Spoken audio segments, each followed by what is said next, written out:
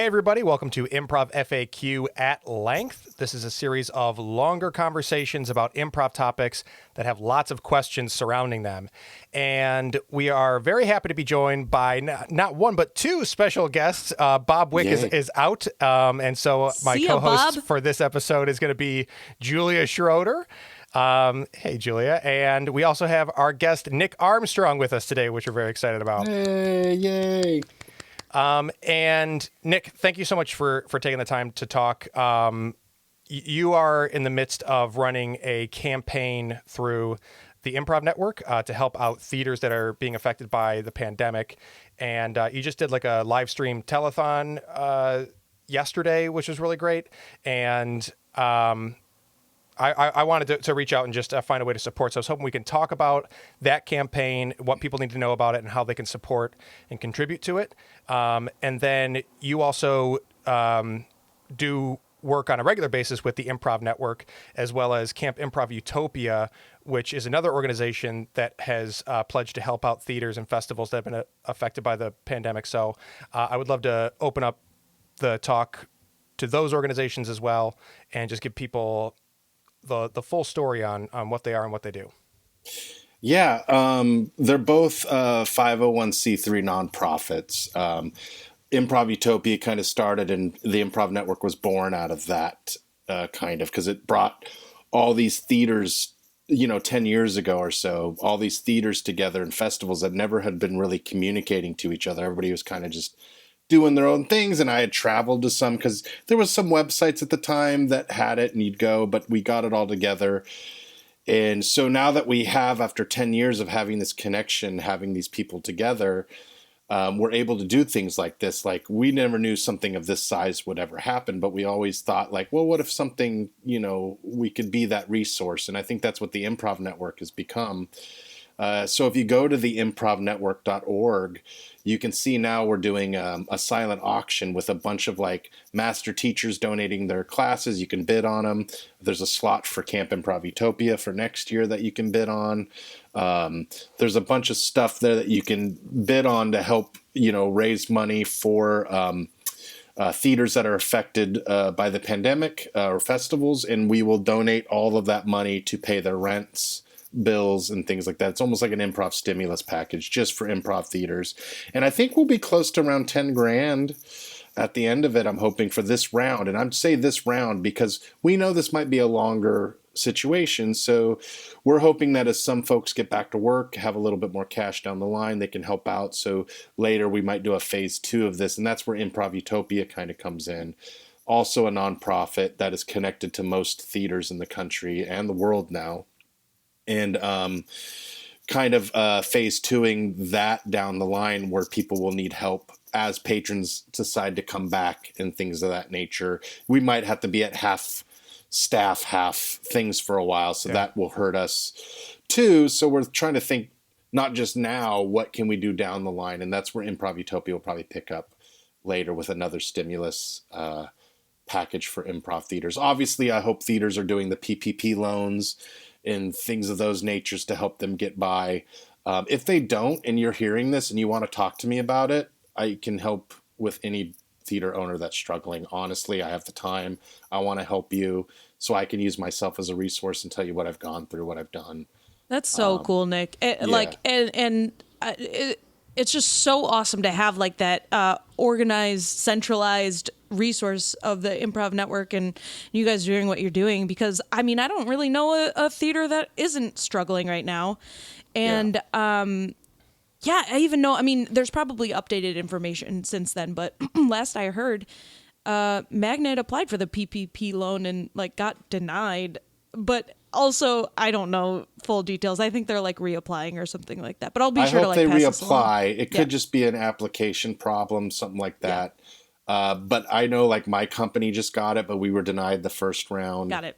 Second round we got in. They ran out of funds. There might be more down the road too. Obviously, businesses are going to be hurting for a while. So I would just say keep doing it. Like, let me just talk about PPP loans, because I hope people that are listening, if you run a company or something like that, just keep applying. Like if you've applied to one bank, find a local bank or something near you that's smaller. That's what we ended up doing, and we got it really fast. So I would help looking into like some local banks of yours as well, not like Chase or Bank of America, but like the little bank that's in the city, like that. Yeah. Or if you have a friend that is in banking or an accountant, have them help you. Oh my gosh, I didn't realize that like going to certain banks could make the difference. Yeah, because some of big banks are getting so many applications, Sure. and who knows who they're taking care of, honestly. Yeah. Like Shake Shack, did you guys see that?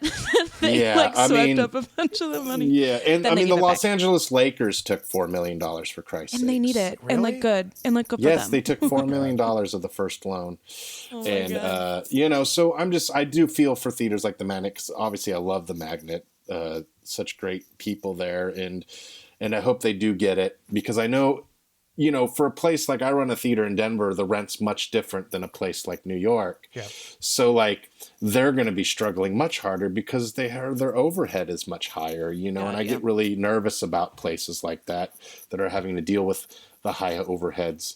But I can talk about how to talk to your landlord about making a deal and what kind of deals we tried to make and things like that. So Well, if you ever want to get a hold of me, Yeah. if anybody listening wants to talk to me about it, I can help. I think it's so awesome that you're constantly offering yourself as a resource very generously with your time and with the things at your disposal to help people. And to circle back to the main campaign itself. So correct me if I'm wrong, but the best place for people to get information on what the campaign is and what the different ways that they can donate is going to be on improvnetwork.org. Yeah, And the improvnetwork.org. You can find the bidding on the front page. There's the video, the telethon we did still there if you want to watch that. It has great shows. And then you can also donate to the Indiegogo we got tote bags and things like that you can get as well. So people can do a straight donation. Yes. And there's tote bag at like the $25 donation point. At the $25 and over, you get a tote bag. And we'll be continuing the Indiegogo for at least the next week or so. The auction ends tonight. Okay. Yeah, I know it ends tonight, but we'll be doing probably another one down the road. Okay. But for right now, you can do the Indiegogo, donate there as well. And if it gets up to 3,000, the Improv Network is matching that. So Cool. for $3,000, and we're close, I think. If not there, I haven't checked. Honestly, we could be there. Well, Julia, did you have a question or something you were going to chime in with? you answered. I was going to say, when does it end? What's the deadline? What's the Yeah. date on the current ending for donations? Just so we have it as a For reference point. donations, I don't know offhand. I think it's next week. I think you guys were saying 13 days yesterday during the telethon. Yeah, So something like that. It's probably a couple weeks then. So, But it's probably it'll May say on there. 15th, right? Yeah. But yeah, check it out on theimprovnetwork.org. And then, so I really like the fact that you're pointing out that this is like an ongoing thing, that like obviously temporary solutions are only going to go so far, and that there's going to be a lot of recovery for these theaters needed. And so going over to the Camp Improv Utopia side of things, can you just tell us the story on Camp Improv Utopia and the like long-term, I know you touched on a little bit about the long-term pledges that you're making to help out theaters and whatnot, but for people who don't know what Camp Improv Utopia is, can you give us a little bit of story and background on that? Yeah. So this is actually our 10th year. Our May camp in Memorial Weekend would have been our 10th camp. Unfortunately, we had to cancel it. But Why? there's... I don't know. There's like just weather. Shit. Yeah. No, but back 10 years ago, there was a movement of festivals starting to come up more. There had been improv festivals, but not widely known. There was Chicago, obviously. But little markets started doing festivals of Phoenix and things of that nature, and people started really getting into it. And Bill Binder, who co-founded it with me, we kept looking, go like, how can we find this information? I want to go to these places, and nothing, there'd be sites, but it wasn't updated. Like you'd be like, oh, that was last year or 2 years ago. Yeah. And Bill's a coder. So he was just like, do it. But anyways, Improv Utopia was a part of like kind of that idea of like, how can we get these people all to come together and have a national chat about things? And the website was one thing that was there, but the on-site thing was Improv Utopia. So me and Jessica Young, Brian O'Connell, John Abbott kind of scoped out this place, and it was so beautiful. Our West Camp was like, just, it was on a bluff of the Pacific Ocean. You're just like, you look at it and we're like, how do we make this work? It was just like an epiphany of just like looking at this beautiful place and going, and I was a Boy Scout growing up, so like I knew about summer camps. I knew what kind of people went there. I knew it was a very supportive environment. I knew it was a very creative environment.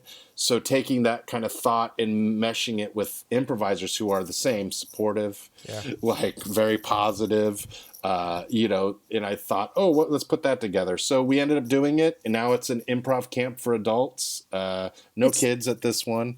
And we do master teachers from all over. We take the proceeds that we make to that, and we've been donating to charities for the last 10 years. Detroit Improv Festival we've supported in the past that you folks are very closely tied to. Yeah. And another great organization. And, different festivals. We've helped theaters build their stages. As theaters were getting started out, we helped them do stuff. So now our job is more important than ever, trying to take some of that reserve that we have and figuring out how to help people in this long term. So that's camp. Yeah. And Julia and I had a chance to go together to a camp, the East Camp, about 4 years ago. And it was a year before we moved to New York. And it was so impactful to me. And I'm so glad we got a chance to go for so many reasons. One, because, like you said, you bring together like masterclass teachers, the OGs and like living legends of the improv community, and they teach workshops throughout the course of camp, and so that was amazing to be part of, and also it gave us an opportunity to sit down and have conversations with people from all over the country. And making the move to New York, that really set us up with some friends here, because we aside from our roommate, one of my very good friends from college, we were really coming into New York without knowing anybody. But having been at camp and from some of the people that came to Detroit Improv Festival, those were our connections. And we would have been a lot worse off trying to find our way getting here if we hadn't made those bonds through Camp Utopia. So 100%. Yeah. I feel like some of the best connections I've made are at that camp, and some of the best memories I've made were at that camp. It's such a dang blast. I like will still think about certain things that just like happened, and I think about the people that go to every single one, and I'm like, that's the life I want. It really is like such a mesh of like cultures of like improv and camp, and then you put them together and it's like, damn, this is the Venn diagram. Yeah, it is a weird Venn diagram for sure. I love that you have to point out that it's for adults, just because the connotation of a camp. You know, I always get like every time I say summer camp, I have to say adults because they automatically think they can send their kids there. Yeah, and like, but the stories that you're saying are the stories I hear over. It's so touching to hear that, because that's what we wanted. It's truly a utopia if you think about like the idea of like strangers coming together. Like, I love that I hear stories like, I was wearing my hoodie at a bar and someone came up to me. He's like, I went to this camp. Which one did you go to?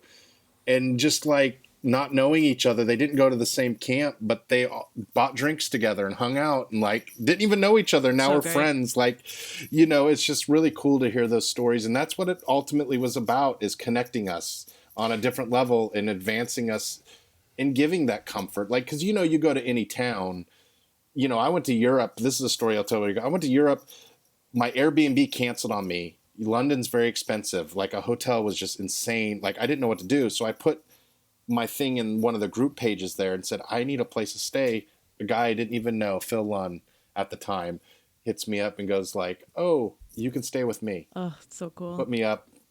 And he's such a great person, like such a good, like I love talking to him. Like we kept in touch. He went to camp, after that it was great. But Well, it's stuff like that. Yeah, and what's so cool too is that it's the way that it has grown, because at this point it's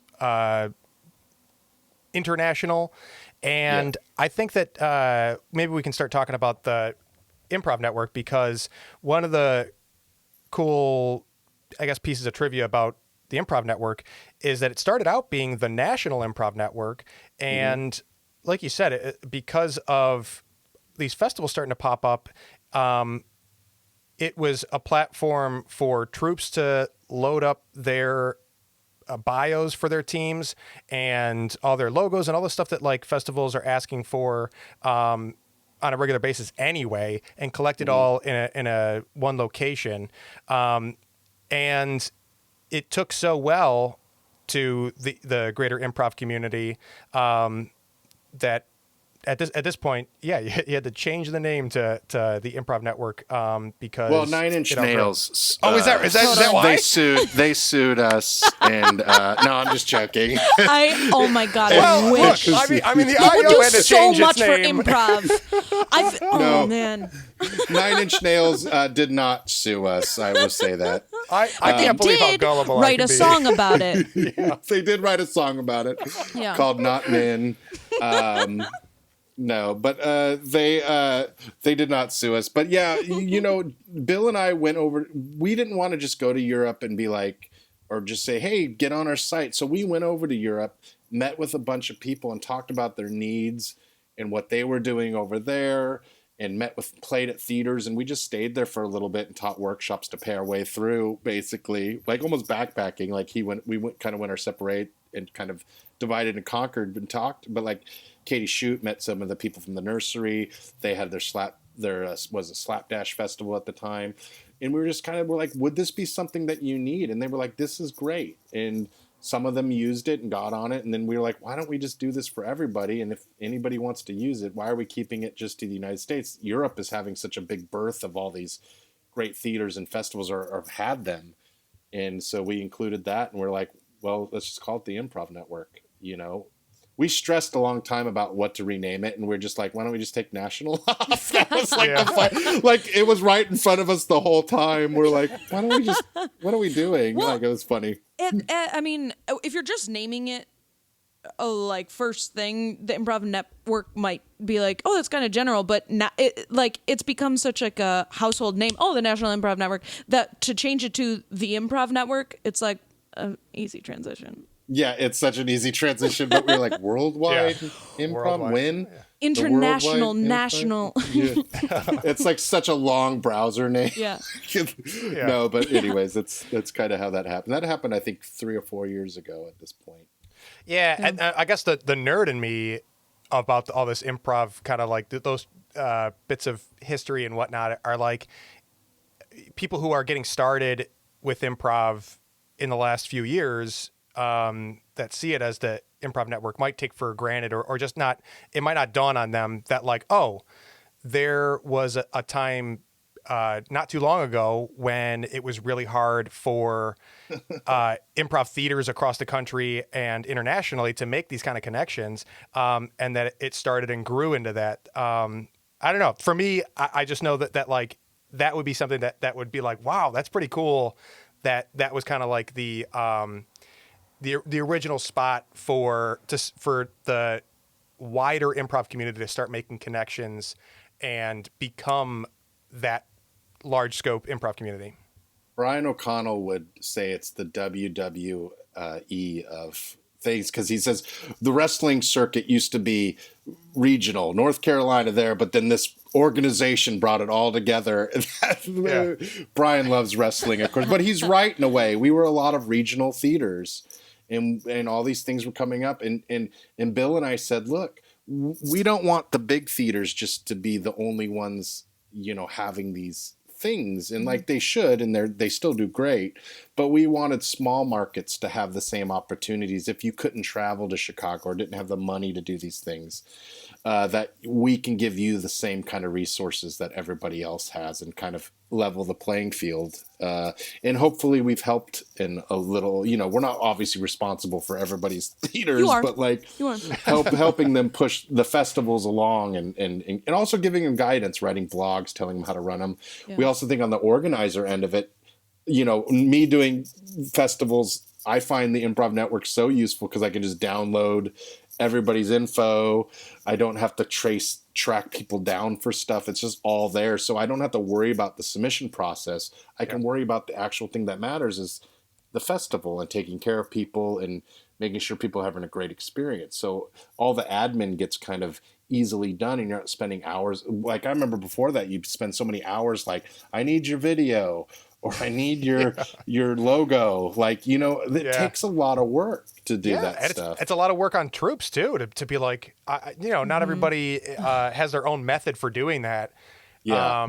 And I can't tell you how many times I've written, you know, show descriptions for some same like, thing over and over, and it's like I over just and over this. on a Google Doc. Yeah. And I didn't save it, and I could have just had it's somewhere in a notes, and I'll never be able to find it. Yeah. I do remember though, like when I first started improvising, I don't know what we were applying to some sort of festival or my first troupe. I think it was Bob that probably told us to do it. He's like, you need to create individual profiles and a profile as a team. And I remember doing this feeling like, oh my God, it's like so scary. Like, what do I say? Like, what do I do? I remember slaving over our team's like bio, and I took it so seriously. I'm like, this is it. This is now I'm an improviser. I guess we're initiated. Yeah, we're initiated. You're in. Well, and in on the website. Oh, go ahead. No, sorry. No, I was just gonna say on the website you can see who's like online. Oh yeah, you can. We added that later, the chat feature.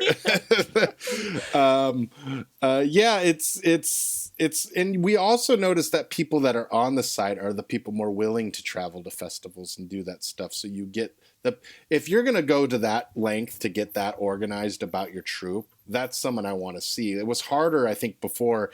You would get troops that would just give us their title and just like a brief synopsis and you wouldn't have a video or anything else. You know, this one, you kind of have to have all that stuff. So it's easier for like, you know, I see that as a troupe that's already working hard to get their stuff together, their packet, if you will. Yeah. Yeah. Yeah. So the main thing on the Improv Network is those things about submission materials, right? So you have individual profile, team profile, and then you have theater profile and the festival information. And that's really the main purpose of the site is to streamline those things in an online community. But you also mentioned like that there is blog resources and some other content on there. What are some of the resources that like you would love to see either get built up more or that people should know exist on the website? Well, the blogs are definitely a big thing. And unfortunately, as we've gotten more busy with things, it's kind of, we ask for contributors to write about anything, you know, it could be about technical aspects of a theater or things like that. You know, like I wrote mostly about, you know, how to make a troupe, how to make things successful based on my experiences going through improv. So I write about that kind of stuff. Bill sometimes writes about festival because he's been doing festivals for so many years, and how a submission group should watch videos and judge them. Like, you know, so like those resources alone are worth thousands of dollars of consulting, but it's free. Like, you know, this is the mistakes we've made over the past 10 years. And we're going like, here's this stuff we've effed up on over the years. So don't do this, you know, like we've made those mistakes. So now we're writing to tell. And sometimes we have contributors talking about marketing your theater, things like that. We probably will have blogs about what theater should do in the pandemic or what people are doing that works. I can see those coming around. So it's definitely like a good central location for that. Yeah, and like you said, you were talking about the submissions for what is it, the PPP? Yeah. Yeah, like just it's so valuable with things where you don't know where to start. I'm speaking from indirect experience, being closely involved in theater operations at a couple places. I just know that not having those things can leave people really in the dark. And as soon as they're available, like sharing those kinds of anecdotal experiences go a long way to give people the right direction to go in. Yeah. And I think that's a cool thing. So, in general, you like, that's something that you wish maybe people can. I wish people would, if they want to contribute, we have a great reach, so coming through us is a great idea because we can get it out to a lot of folks and a lot of theaters that we know. And, there's definitely, like, I will have to say, like, we're a completely voluntary group. Like, we don't get paid to do this. We've been doing it for 10 years now. And it's like Bill does most of the work on all of it. Honestly, on the website, like, that guy donates so much of his time to keep that thing going, invoicing things, admin. Yeah, true, doing that. And Melanie Leon from Florida's and Laurel Pasacani from Chicago, they kind of run of it. I stepped back a little bit over the last couple of years because I was an artistic director and running a new theater, and they kind of took over a lot of it going forward, just to meet also the necessity of the current trend in improv. And I would say, like, I'm more of an old guard of improv, and I felt, well, I'm becoming that old guard. There's still things in business I know, but I want newer people, and I'm not saying younger by any means, but newer people that are in it, that where I was in it back then, that know the needs. So they took over to kind of fulfill that thing. And I always told Bill, we always said, hey, this is something we always hand over to other generations, that this will be something that we keep handing off to people. And I'm only coming back now because of obviously this stuff, and it has to do with business and things like that. But those folks are working hard behind the scenes too with the Improv Network. Yeah. Well, it's really inspiring to again, see that organization gear up and help the community. But we're also open for suggestions. Like, people used to email us all the time that you should do this with the site. Here's how I can help. It's all volunteer. It's all a nonprofit. So I ask if any improvisers are out there, email us and say, hey, here's an idea. Like, things that could be on there that could help us with it is hard sometimes to get ideas and go, like, have fun with that idea. We're like, well, I don't know how to do that, but if you would like to help, so if you do have an idea, maybe someone that could help us with it, that would be totally great. I would totally, because we think this is a site for improvisers. We don't own it. We never claim to own it. We want this to be your site, so whatever you need, we'll make it happen. Over the years, we have changed what we've done because of suggestions from people, and have made the website how it is because of suggestions of people. Cool. Well, so, man, now there's a couple things I want to ask you about while we have you, if you don't mind. One, I'm really curious. You were artistic directing for West Side Comedy Theater a while ago. And now you're working with Voodoo Comedy Club in Denver. How is that going? Great. Yeah. They're both closed. Yeah, obviously. Yeah. But like, how has the experience been just shifting over to that? You know what I mean? Like. Yeah. It honestly, like, getting on that side of it. Like, I never thought I'd be an artistic director of a day-to-day theater. Yeah. Like, that wasn't something that was in my, like, oh, I wanted to do that. But the way the owners of the West Side, and it's such a lovely theater with a great community, that I couldn't say no, because they had such a great reputation, such great people in charge, and in a great community. But I learned a ton in the 3 years that I did it. So much more than I didn't know. The hard decisions that you have to make, because what an artistic director, the biggest thing I learned is you're the middle person.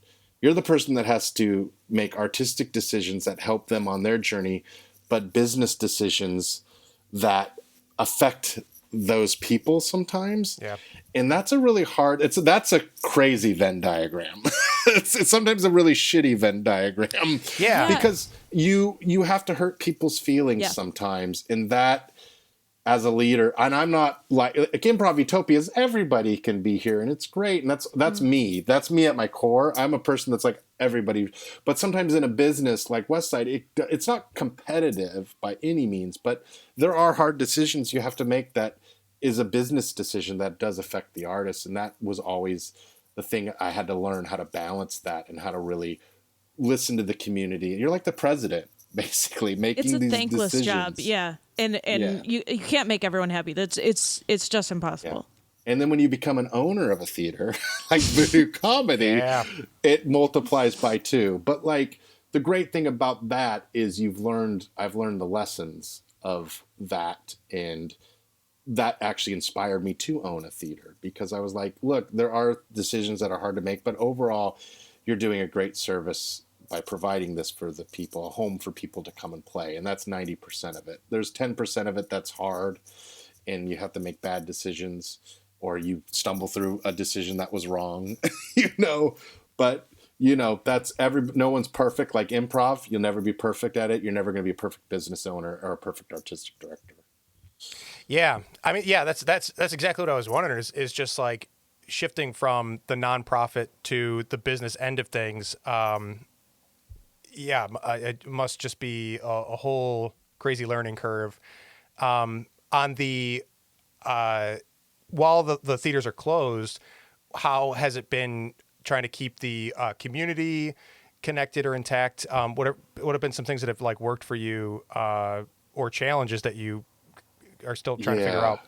I mean, we're always trying to figure it out. I think we always will be until it ends.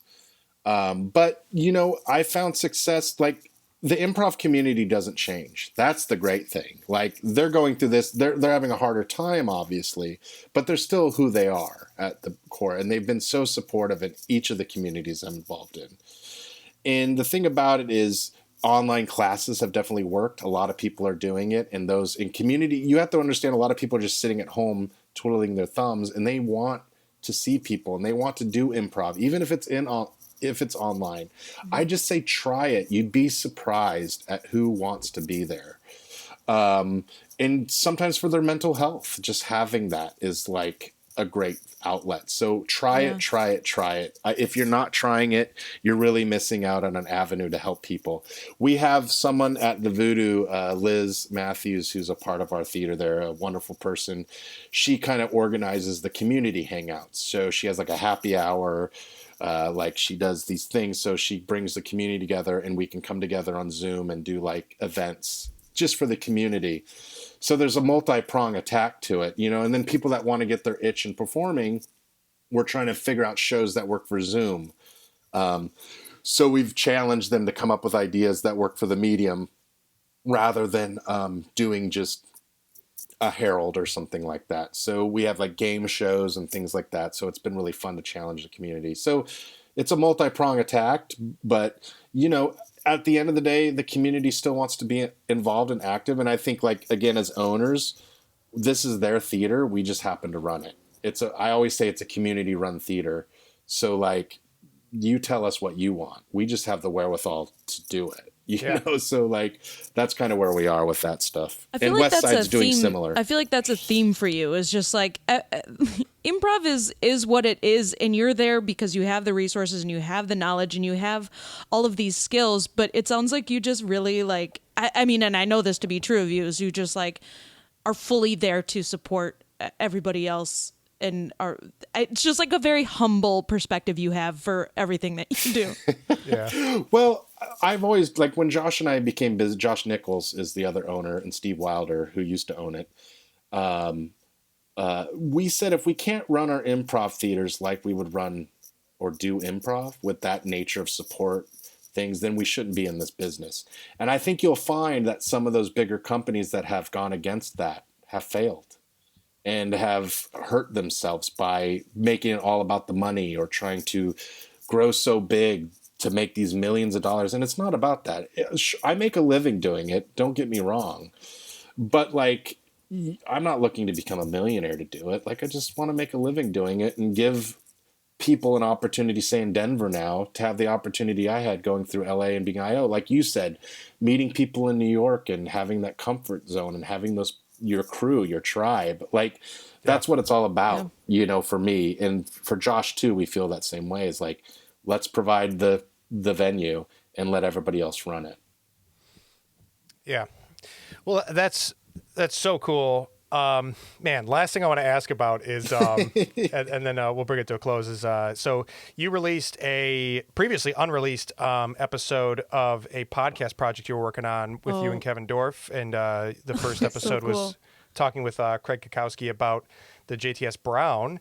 And I'm just curious if there's any itch to get that project back going back up, or obviously you're juggling a lot, but just curious if it's still on the back burner. Honestly, I would love to. And when I approached Kevin about it, which was a dream come true, Kevin Dorff is just, that's insane that he was sitting down and doing this with me. Yeah. And his improv knowledge surpasses mine by tenfold. So it was great to have him there and actually have live experience through these things. That we were a lot of the stuff, because we're talking about the history of improv a lot. So he has a very big perspective of the stuff I don't. And I want to do it again. I would love to. Is that going to happen? Probably not in the near future, just because, there's so many improv podcasts out there and things of that nature and Kevin and I are so busy, that's hard to get together a lot and be consistent with it. And if I do a project, it's got to be quality for me, and I don't want to just slap it together. So until I can get to the point where I can make sure it's a quality piece of work, I'll do it. I do have 2 more. I put out opening night, the improvised musical. I don't know if you heard that one. And then I have 2 more coming out that I'm still working on. So there's still some in the pipeline to bring out. But I would love to keep doing it. We'll see if I still can. Yeah, it would be a dream I think that the mission of it being to delve into the oral history of the modern improv and hearing it directly from people is something that I know I'm super interested in, and I know that people that I've talked to that I like to talk improv shop with would be geeked about it as well. So I hope eventually it comes around. It's definitely on my list of things. I really want to do it. If I could do it with Kevin, cool. If I could go on my own and do it, I definitely something I'm thinking about and wanting to do. Even if it's a limited series. Just to have that oral history, like you said, because we don't have history books. I mean, there are books that say stuff about improv, but a lot of them sometimes get it wrong. In a sense. It's conflicting. And so to hear it from people would be great. Yeah. But if you're hearing it from the guy that was there and Kevin Dorff watching the first JTS Brown show, how else can you not, that is the truth. Yeah. That is there. So me finding that, I have one with Dave Keckner and Coleman from Bear Shark Mice that I haven't released yet.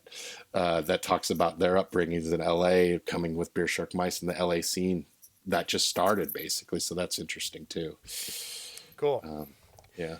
Well, awesome. I know that in my experience during this time that it's just been a reminder what improv is as a lifestyle and what it offers to keeping good spirits. And even just this small project that we have here with Improv FAQ, reaching out and having conversations, has given Bob and I a lot of sanity, and it's put a smile on the faces of people that we've had as guests.